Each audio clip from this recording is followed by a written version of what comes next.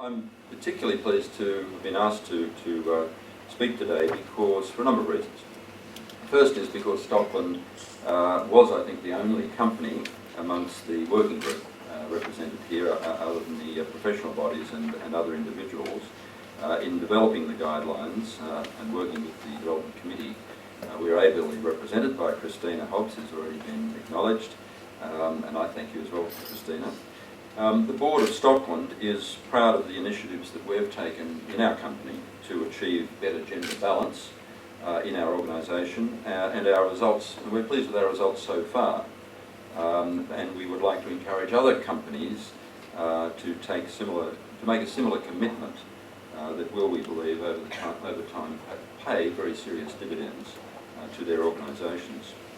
The second reason why I was pleased to be invited is that I've had a strong personal commitment to this issue going back many years, and I was just thinking about that on the weekend, and I thought it probably goes back to 1996 when I was a new CEO at Perpetual Trustees, then a venerable 110-year-old public listed company, pretty unusual to have that longevity, but it had never had a single woman in its top senior executive levels and not a single woman on the board in 110 years.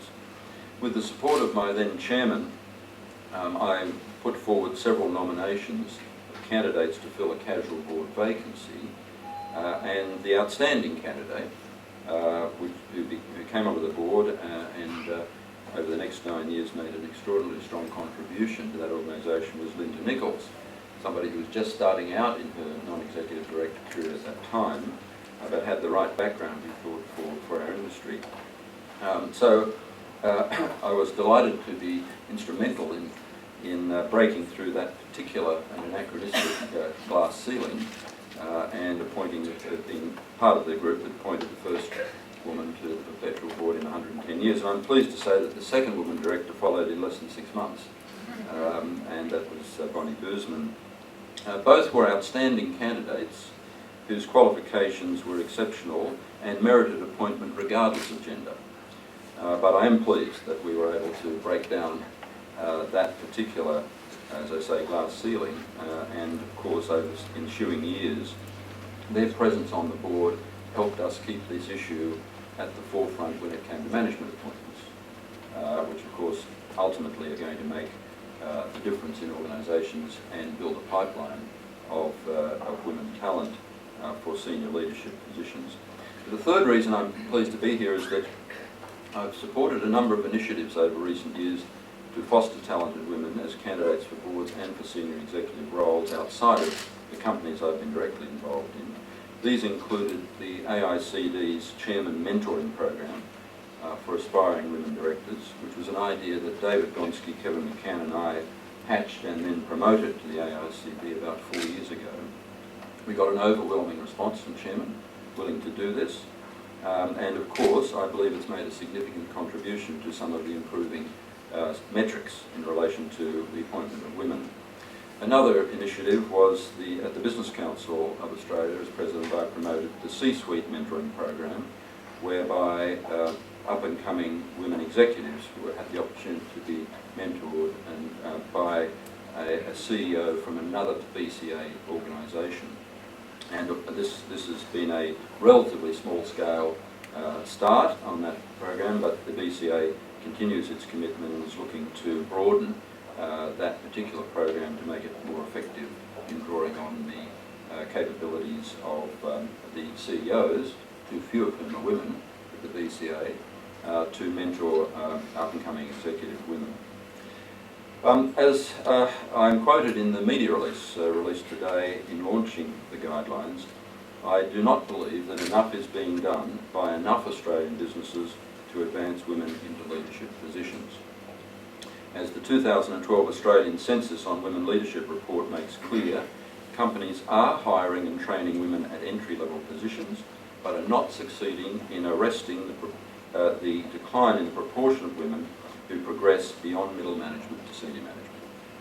Companies that aspire to be well regarded must not procrastinate on this issue, but instead should take positive and constructive steps appropriately designed for their individual circumstances to make sure they are utilising the full range of human talent available in the Australian workforce.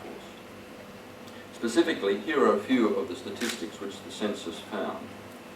Women hold just 10% of the key management personnel executive positions in the ASX 200 companies, which is up from 8% 2 years ago. So that's an increase of 1% per year over the past 2 years. I think you'd have to agree this is a rather glacial rate of change. And it will take 30 years to reach 40%, which happens to be the Stockland target. In fact, our target is now 45. We exceeded 40% 2 years ago. So it will take 30 years to get to 40%. However, it's pleasing to see there has been an increase in the proportion of ASX 200 companies that have at least one female key management personnel. Nevertheless, nearly 61% of ASX 200 companies do not have any female key management personnel executives. I think this must change. Next, there are only 7 women CEOs in the ASX 200 in 2012, but that is up 1 from 6 2 years ago. I won't go into the rate of change needed here. There were only 5 women CEOs in the next 300 ASX listed companies, meaning we have only 12 women CEOs in the top 500 listed companies in Australia. That, I think you'll have to agree, is a very unbalanced gender situation.